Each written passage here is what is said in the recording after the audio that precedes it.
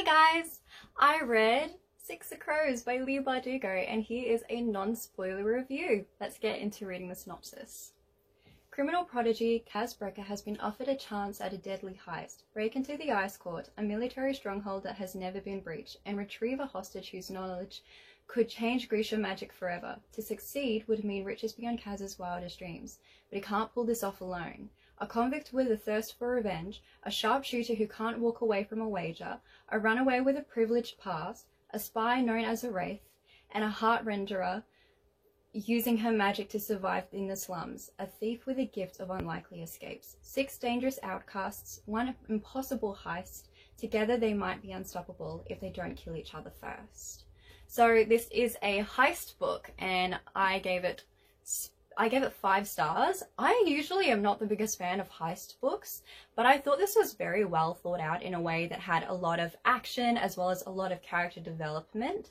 Basically, this is very much even between plot and character focus within the story, which I really enjoyed because usually it's one or the other, and I find a lot of heist books are more action focused, which personally I am not a fan of.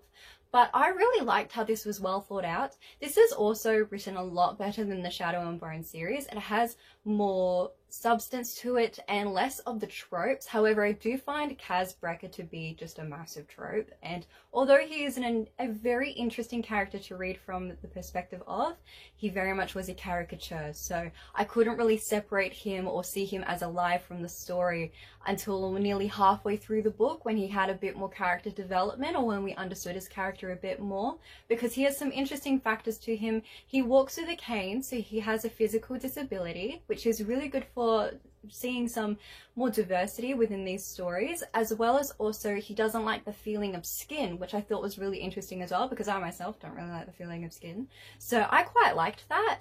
But he has an entirely big reason as to why he doesn't like the feeling of skin, so I can't go into that without spoiling it, but it was a very interesting story to read because there's almost like lots of little stories within this, because you're finding out what brought them to this life of criminal activity, what they're wanting to get out of it, and what are they willing to do to become what they want to be. So it is very interesting how they've done this, especially with it being multiple POVs. So it's in the POV of all 6 of the crows, as well as a few extras here and there, which the extras I reckon we could have done without. Like right at the beginning of the book, there's a few chapters which aren't in any of the main characters' POV, and those characters you never see again, and in my opinion we didn't really need that in their perspective because the chapters were long and unnecessary because the main characters got told what happened anyway, so we didn't really need those. But besides that, a lot of the stuff in this book is really necessary, so the rest of it you have to pay attention to. Just the first couple of chapters you don't really have to, because you'll find out what happened anyway.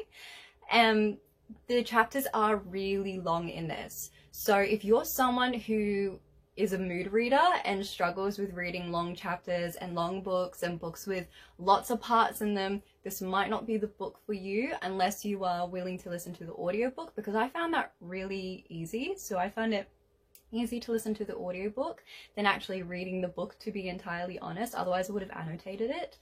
But it was one of those things of, I'm still very glad that I did my best and actually read the book, because I wanted to read it. It sounded so interesting and I wanted to know what happened to these characters. Like, I really love Inej. She is my favorite character. Her and Nina, the girl boss energy in this and the feminism is beautiful. There's also lots of cultural diversity as well as sexuality diversity. I had already mentioned there is representation of physical disabilities, and also I'd call basically what Kaz has almost like a sensory issue. So there's representation of that as well. They do kind of use trauma as almost like a personality in this, which personally I don't like. Trauma doesn't equal a personality, you still have to have one. As the story progresses, you do find out what these characters are really like, which I did really enjoy. However, I didn't like the whole thing, for the first third, is that a lot of these characters just had trauma or were gambling addicts or whatever. So it was more about why are they considered criminals than who they actually are for too long in the story, in my opinion. I did really like the juxtaposition of it though, of this is how they are perceived, whereas this is who they actually are, and how they ended up that way, which I found very interesting, to be entirely honest. There's also a possible possible bisexual in the book. I'm not entirely sure. It got hinted at in this one. So I'm going to find out in the second one, which I'm very keen on. I really hope it is bisexual because we don't really get much representation, and the representation we get is not very good unless we're going to consider Magnus Bane. Besides that, I haven't really seen much good representation, to be entirely honest.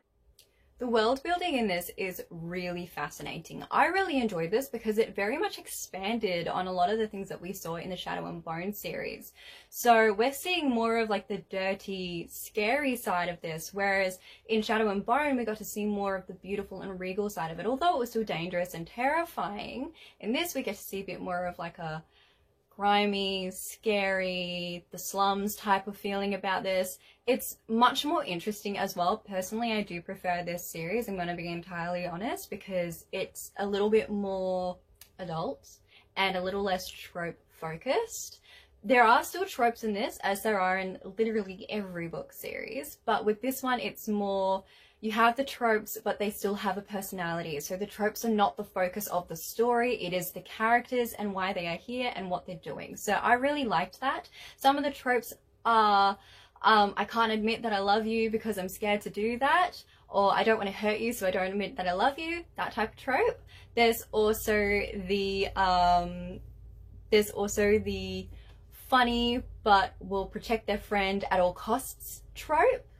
And also the enemies to lovers to enemies again trope, which is very interesting, and that was honestly one of my favorite like sub stories within this story. It was really well thought out, and I love how no matter how many characters there are in this book, you will love all of them, because even though I found Kaz to be a little unrealistic, they're all unrealistic, I loved them all nonetheless. I thought they were all really interesting. I would have preferred it if the characters were older, maybe more in their early 20s, because I think it would have made more sense. But I can understand why they were made to be teenagers, because it sells better, to be entirely honest. I don't know if it was her intention to make the characters teenagers or for them to be young adults, because initially I thought they were young adults until I found out that they were like 17, 18 years old, which just didn't really sit well with me. I thought it was kind of like a really yes,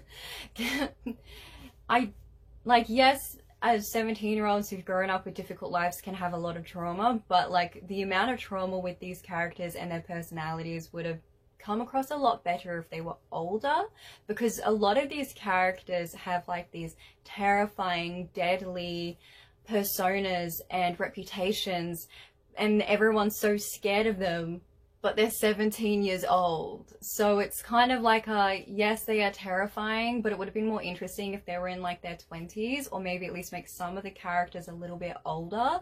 Kind of like give them like, no matter how old you are, you can relate to these characters sort of feel to them. I would have preferred that rather than reading another story about 17-year-old killers, because that's pretty much all YA is at the moment. I love YA, but I would like to see some older characters, to be entirely honest, because in my opinion, like I'm 22, people in their early 20s can still be considered young adults, because I still don't know. I'm still learning how the world works, to be entirely honest. Alrighty, so that is all that I have to say about Six of Crows. I hope you enjoyed this video. I'm sorry this is a little bit short and rushed. I read this book quite a few months ago, so I'm trying to remember my thoughts about this, but I still thoroughly enjoyed reading this. I highly recommend it. If you liked the Shadow and Bone series and you want to see what happens next, read this. The original characters are not in this because it's set so far after the original series. However, it is still so interesting and, in my opinion, a lot better, because a lot of the problems were fixed within the story. And also, I hope you have a beautiful day or night. I do not know how to do outros. Goodbye!